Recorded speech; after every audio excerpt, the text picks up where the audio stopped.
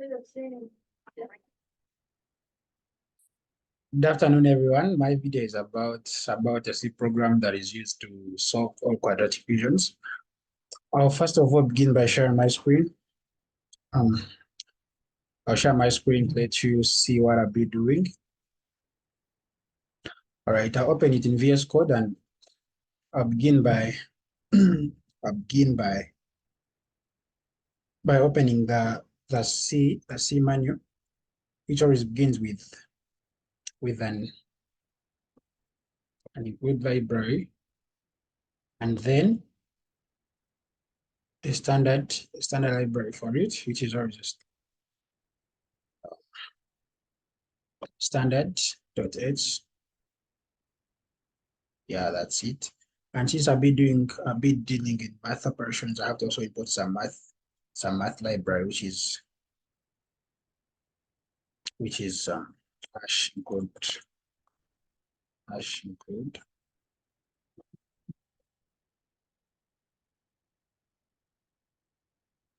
math.h.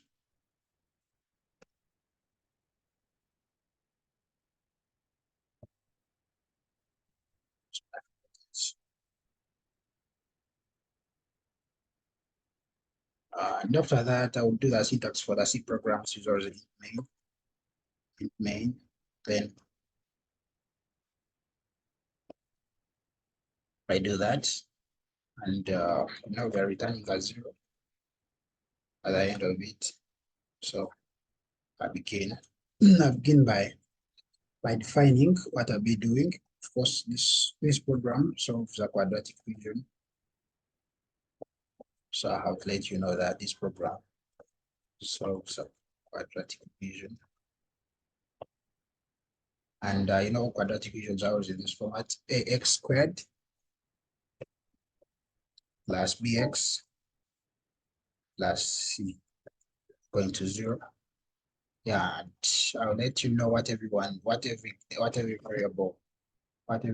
represents in that.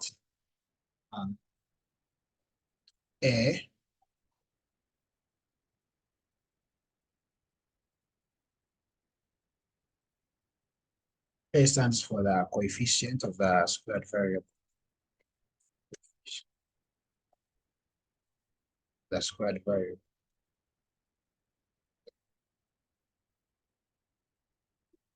And then B stands for the coefficient of the linear variable. Of the linear variable. Okay.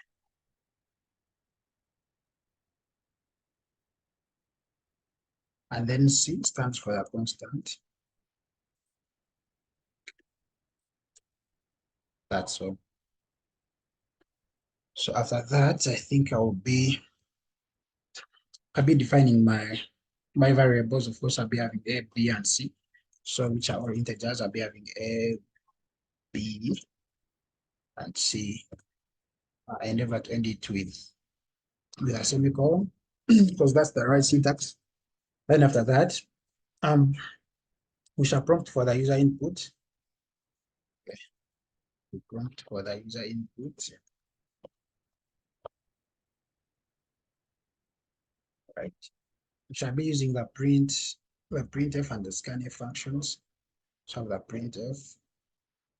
I'll let the user enter the value for the A variable. I mean the value for the squared variable. That coefficient that is always behind the x squared. I'll let the user enter that. So enter the value of A. Okay. I'll put a new line character. I end it with a semicolon, and then I scan.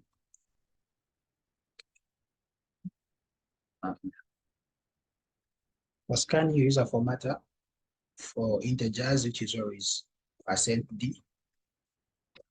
Plus %d. Okay. Then after that, This is for the value of a. That's all. We put and do it like this to make it the right syntax. Then after that, we validate for this input because we don't want it to be 0 to make it a valid quadratic equation.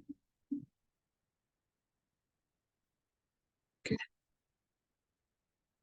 So we shall say if we put a condition, if a is equal to 0, then this block of code should be executed. We shall print something a bit like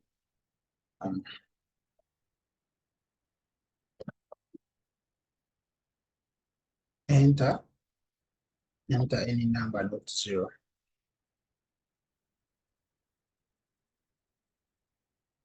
Enter any number not 0. Make it a valid quadratic equation. Okay. I put a new line character. Sorry. I put a new line character and I end it with semicolons. Yes. Then after that, if I told the condition is false, then it should be executed, else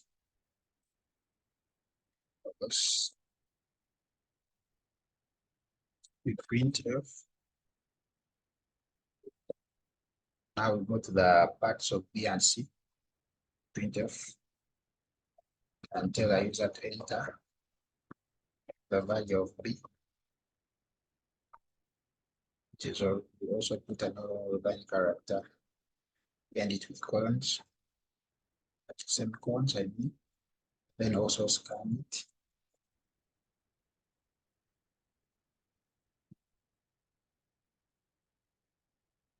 Is you use an integer formatter, which is %d, comma, for the value of B. Okay. So is this and then do the same for C. So I'll copy this.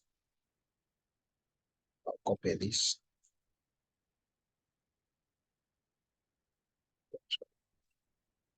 Also copy this.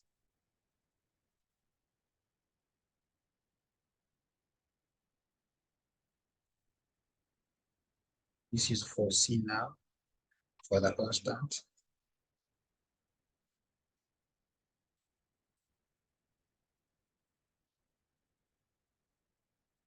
Sorry about that. This is for the constant. So I'll put a C here. Yeah, and after that, now how to validate for the for the discriminant of the expression, which is always b squared minus 4ac. That one that is always under the square root. So we shall validate for we shall determine the discriminant of the expression. The discriminant.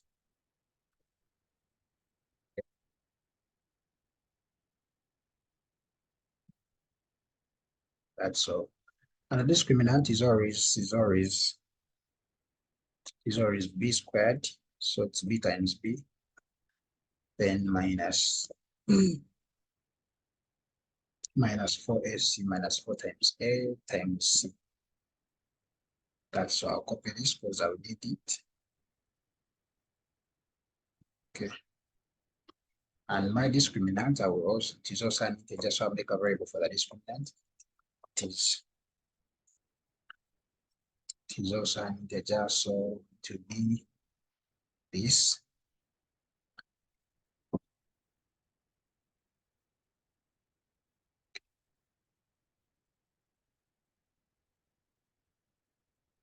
Then after that, I'll now determine the nature of the roots using the discriminant. If I told the discriminant is above 0, it means all the roots are rare and distinct.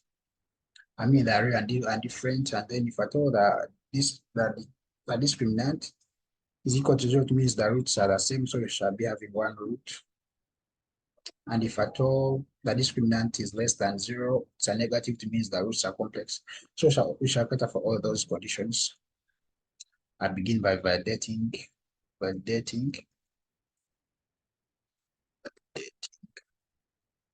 discriminant.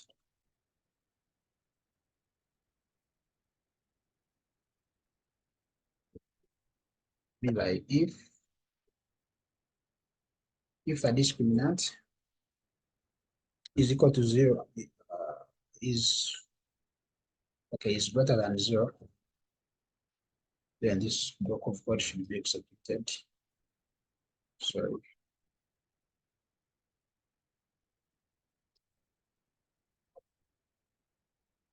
this block of code should be executed. Shall print something. The roots are real and distinct.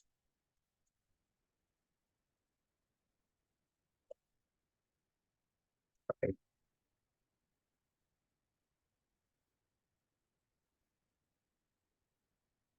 Then we can determine using the double data type. Because we shall be dealing with numbers which are not all numbers. They can be float figures, they can be any integer, but in form of a fraction. We shall use the double format, not a float, but the double format takes in larger numbers compared to the floats. So we shall assign double root 1 as a new variable, and the root 1 will be minus b plus the square root of the discriminant. Then we divide this by 2 times a. Right. Make sure it's well punctuated to avoid any logical errors. Add another bracket there, and I'll copy this because I will need it for the second root. So I copy this, paste it. Now this is root 2. Here to be a minus. Then now what else if I thought this condition is not true? If it's false, can use else if because we have multiple conditions. If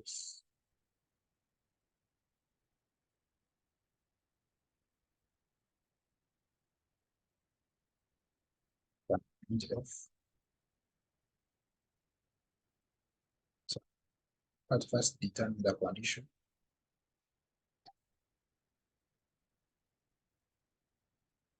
If this discriminant is equal to 0, then what should be printed is the roots are similar and real.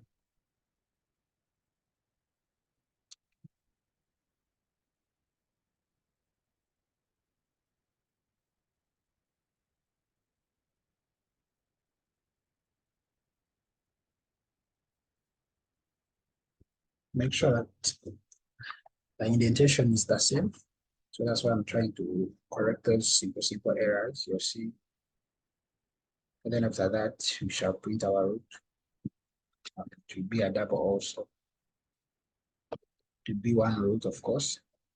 It will always be minus b, then divided by, because the discriminant will be 0, so we don't need to cater for that. But b minus d divided by 2 times a. 2 times a. It's a semicolon. Then you can print this. Root of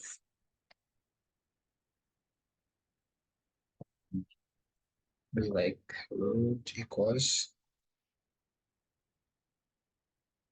we format it. It is a float. It's a fraction, so we shall use the f formatter, %f. but me, I need it in four decimal places. So I use dot for F. Then this is root one. It's root one, but I'll put a new line character.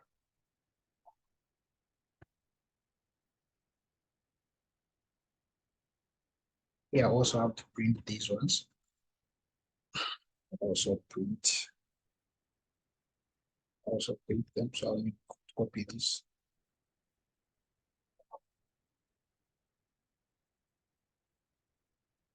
Copy this.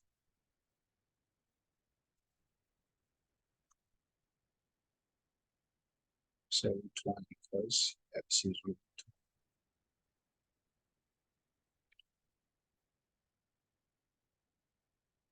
six.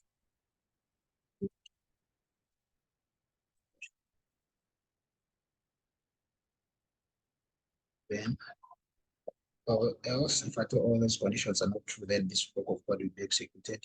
So we shall print. These ones will be complex numbers. If it's less than 0 and they are not equal to 0, they'll have to be printed, they'll be complex numbers. We shall say these are complex numbers. Here and character. Then the correct is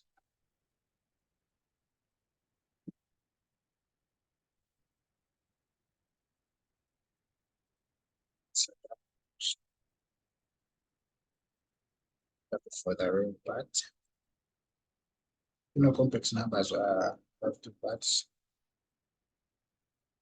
The real part and the imaginary part. So for the real part, it would be minus b divided by 2 times a. Then for the imaginary part,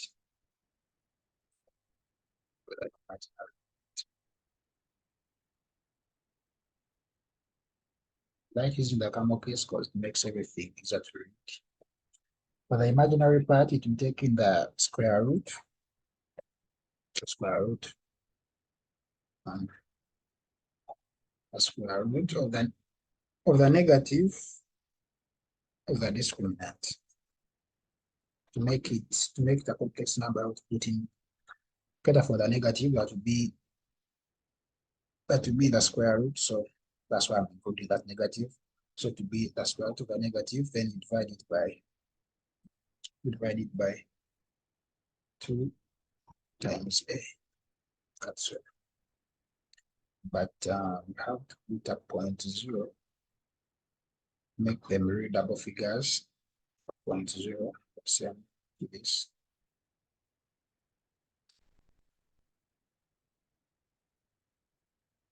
So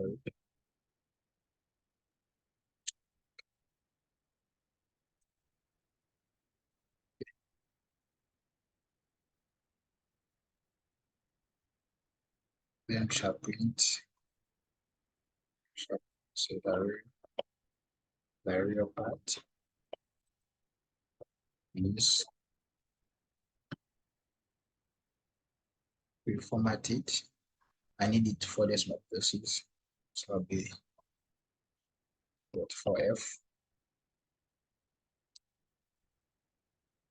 mirror and character.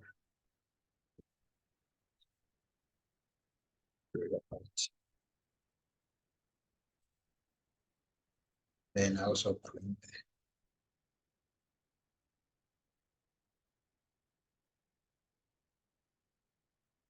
the imaginary part is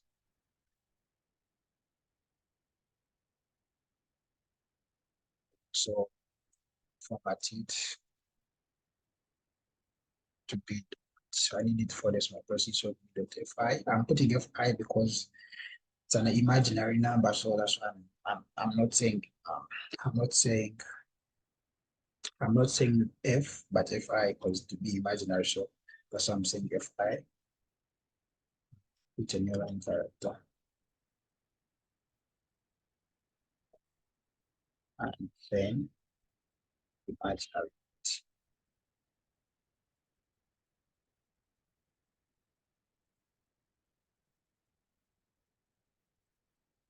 Then after that, I think we shall be printing the real numbers, the real roots. So I'll be root one,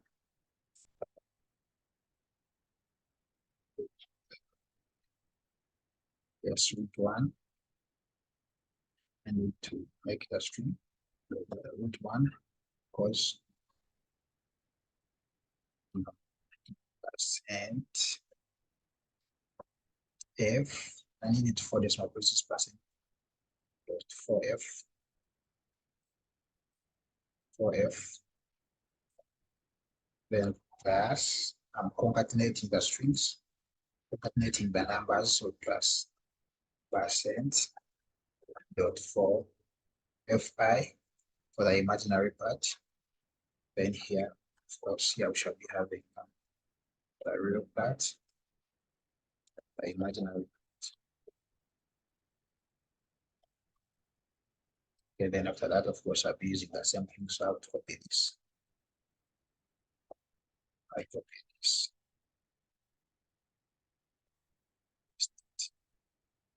Should be root 2. This should be a minus. Now, not a plus, be a minus. All right, I think this is the end of the program. So I have to check it and see if it's working. If it's not working, then I have to debug it and see if we get the right answers. Yeah. Let me first put a new line character. Yeah. So yeah, that's all. So let's check it and see if it's running very well. If it's not, then we shall debug it. Try to run it. Done. 0. Expected.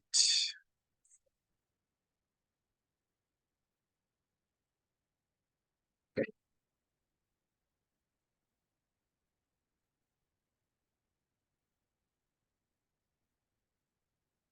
let's first rename this.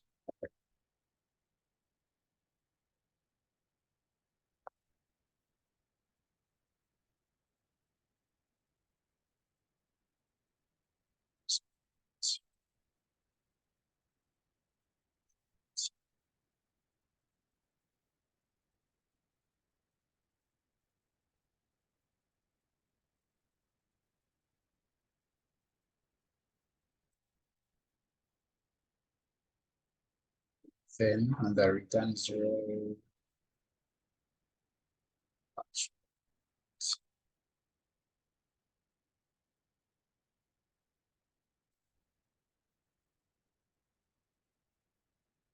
this puts an identifier before.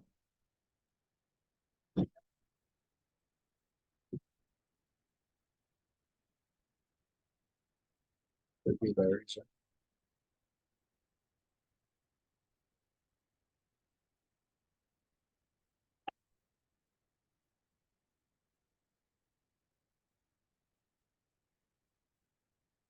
This puts an identifier before.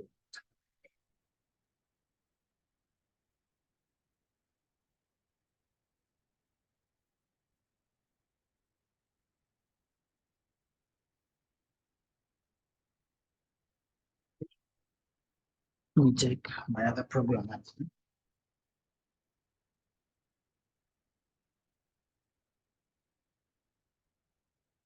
has to be working. I don't know what's the issue with it. But this is the right code. This is the right code. This is the right code because I've done it multiple times and it's been run very well.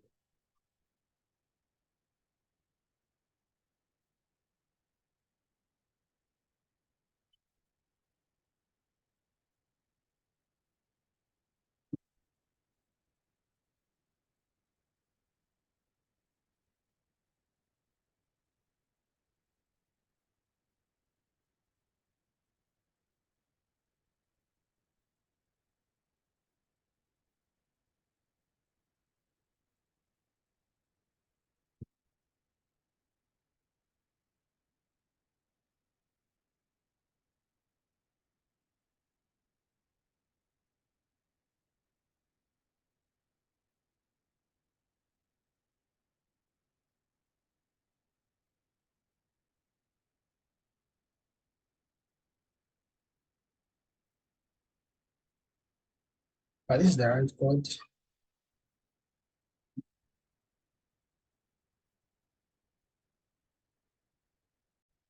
Okay, I've resolved the issue and I found out, I found out, I found out, I found out you had some extra bracket, had some extra bracket on this. So I had to remove it, and after that, I'm pretty sure the program should be now running very well. Should be running, should be running, it has to be running. Okay, to the value of n shall check by first of all shall be having the first, okay, the array and distinct put a 1, I put 5 and 6. I know the answer is -2 and -3, so let's see and see if it's right. Yeah, we are getting the right answer. Okay, kill the terminal and check for other roots. Assume I enter 0. It will say enter any number not to 0 to make it a valid quadratic union. Now we made a typo here, let me correct it. Okay.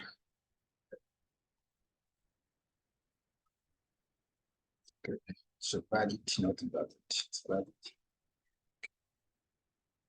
But it also works. I'm assuming check for the real, because have the same where the discriminant turns out to be a 0. Of course, you shall have something like 1, 4, and 4. The root is 1, which is -2. Okay. Now we check for the complex numbers for the complex roots. Okay. We shall put some bigger numbers like 3, put 45, put 60, or 26. You see, that's what I was saying. That's it.